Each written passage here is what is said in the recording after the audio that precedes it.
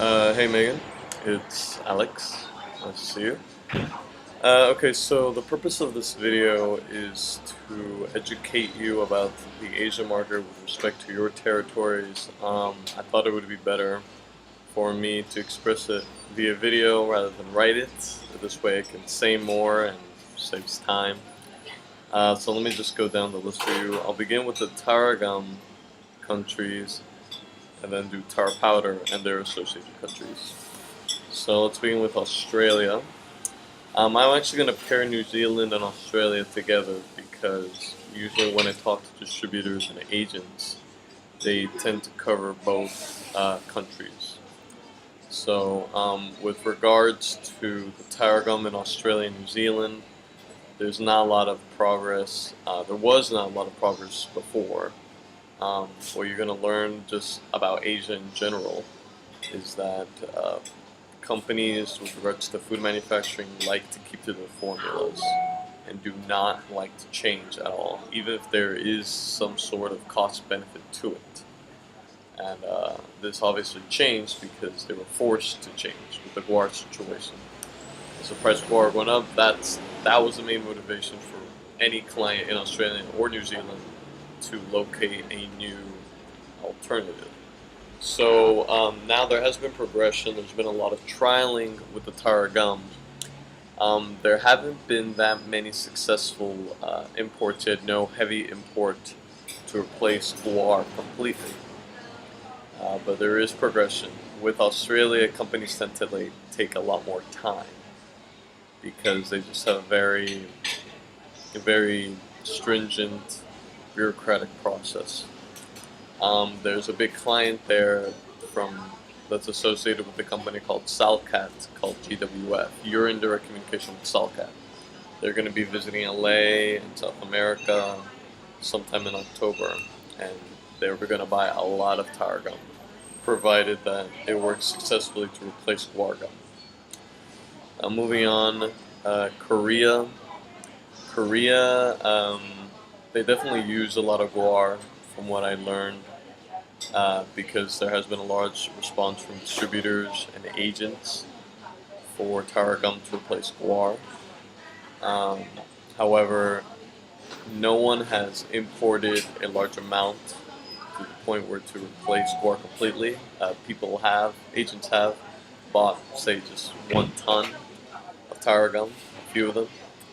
Um, and that's where we are at this point. It's mostly a cost issue because at one point there was going to be someone who was going to purchase 10 metric tons of tower gum, but because the price went up during the tower gum spike price, um, they just could not purchase. So Korea does definitely have potential, but right now the price is high at $10 FOB.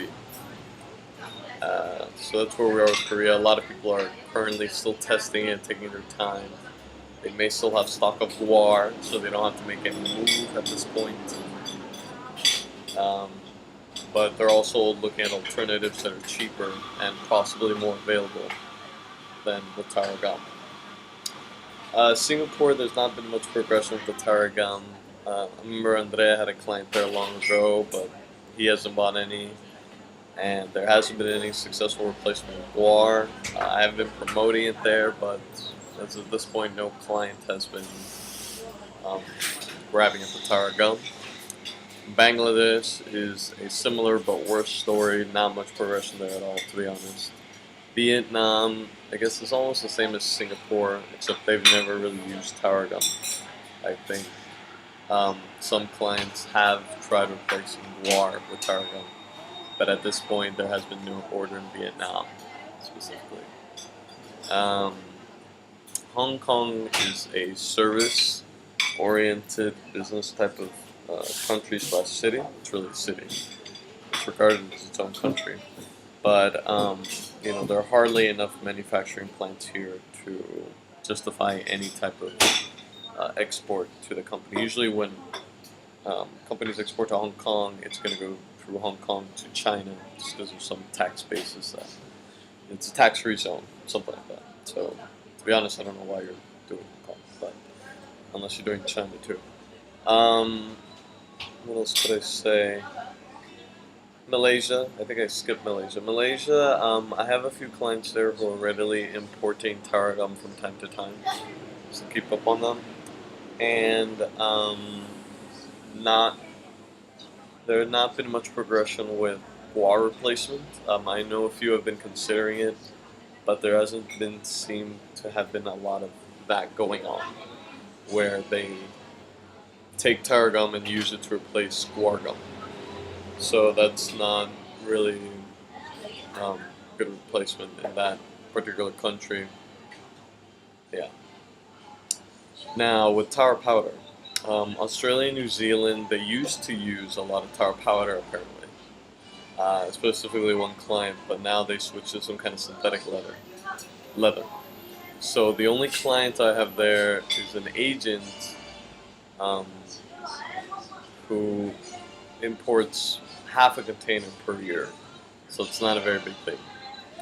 Taro powder in Korea, they use taro powder, but they use it as a blend with another powder.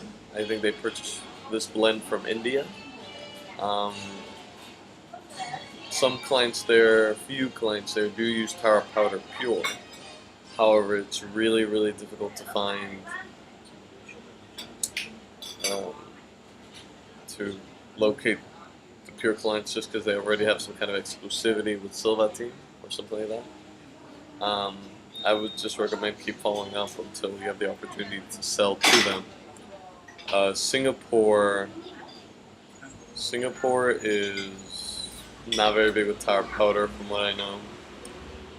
Malaysia, not much either. Bangladesh, I think, does use some tar powder, but it's very difficult to enter that market because SCRD, I think, has a good hold of it. And I've approached clients there before, but it's just been very, very difficult. There was one client who approached me, just recently asked for a sample. I sent them the sample, and they're testing it as we speak. So follow up on them. It should be in the notes. Um, Vietnam, not much tower powder that I know of. And again, with Hong Kong, if they do export it there, they usually just goes straight to China. Um, and that's it. With regards to Asia in general, a lot of the problems I've encountered sometimes is the ability to speak English. People here do speak English, but specifically in China, they will never tell you if they don't understand something. They'll just like say yes, yes, nod, nod, and it doesn't help you in any way. I think in China, that's one of the places where it's actually hard to speak English. But I mean, that's not your territory, so it doesn't matter. Um, Sometimes phone lines cut out, specifically in Bangladesh, Malaysia. Uh, yeah, so it's a tough market. It's really tough mainly because they are very price conscientious and they want long credit terms. I mean, which makes sense because this territory is definitely far from Peru. 60 days, roughly, around or at least. So good luck with that. I would begin with Australia, just because they speak English better than the other countries, and it'll just give you I don't know, just an encouragement push to do the other countries.